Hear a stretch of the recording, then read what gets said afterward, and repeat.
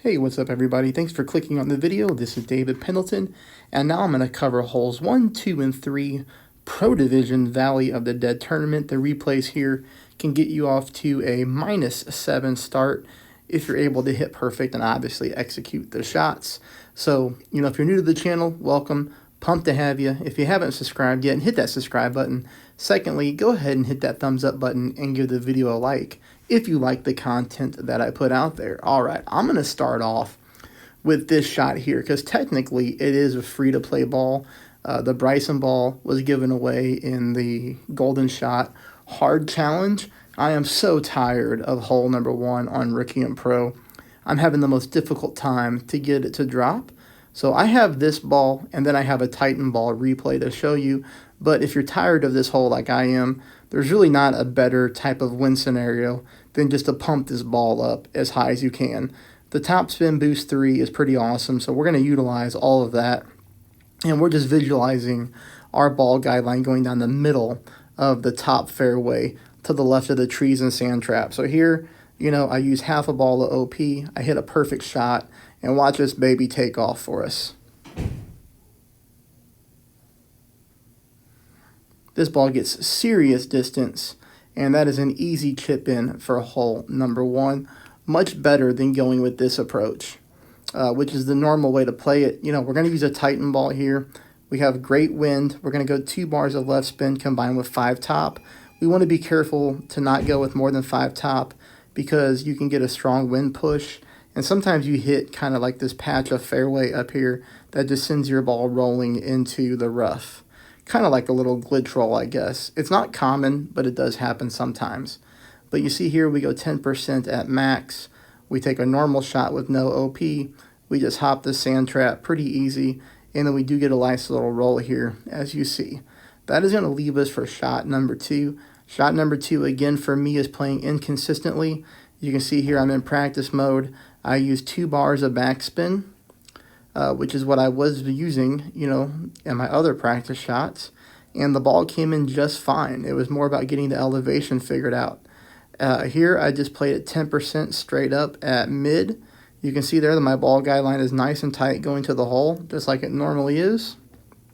But for whatever reason here, I hit a perfect shot, and the ball decides to just hop, all the way around. Look at all these bounces, bounce, bounce, bounce. Look at this. It doesn't even get flat until past the hole. So hole number 1, frustrating for me, unless we say we just had enough and we just let it launch up the fairway, which is always fun if you want to do that. And again, that Bryson ball was given away for free from Golf Clash and the Hard Edition Golden Shot. So hole number 2, we're going to play 5% at mid.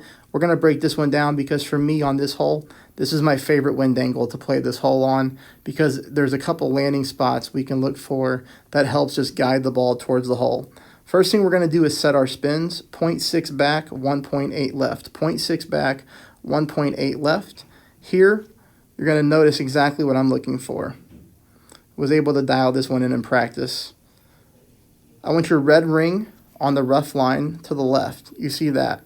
I'm looking for my second bounce to be on the fringe. That is the key part when it comes to this wind angle. We want the second bounce, well, not the second bounce, but we want that third bounce up there on the fringe, which you're going to see right here. So bounce 1 is right here on the bottom part of the fairway with the red ring at the rough. Bounce 2 is on the regular fairway, but here's bounce 3. See bounce 3 right there on the fringe? Ball guideline pointing left-hand side of hole using an offset. Here we pull 5% at mid.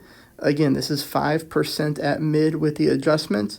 Yes, you can use a Kingmaker to reduce the wind. Yes, you can use a Wind 5 ball as long as you have that side spin 2 because we do need the side spin.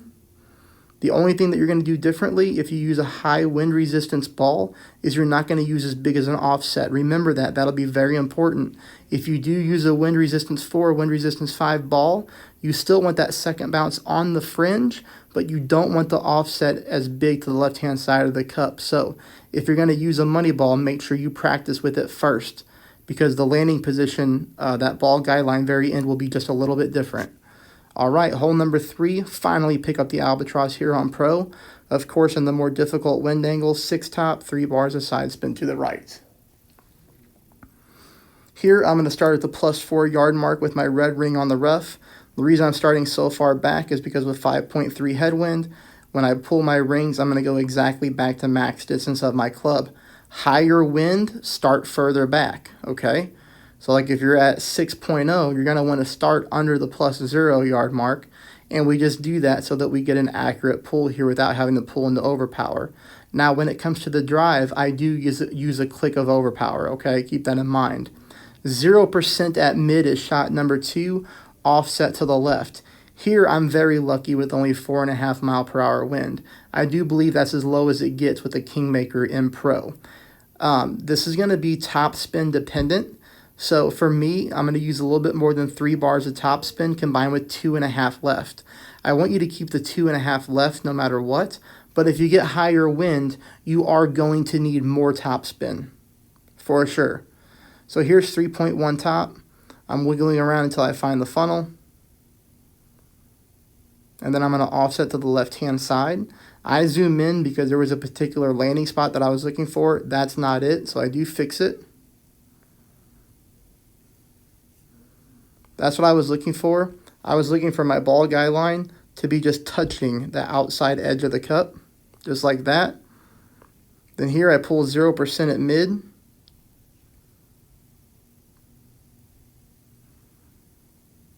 Keep in mind when you watch me play, I don't normally use the golf ball on the take shot as a reference point. I normally use the flat side of the take shot button.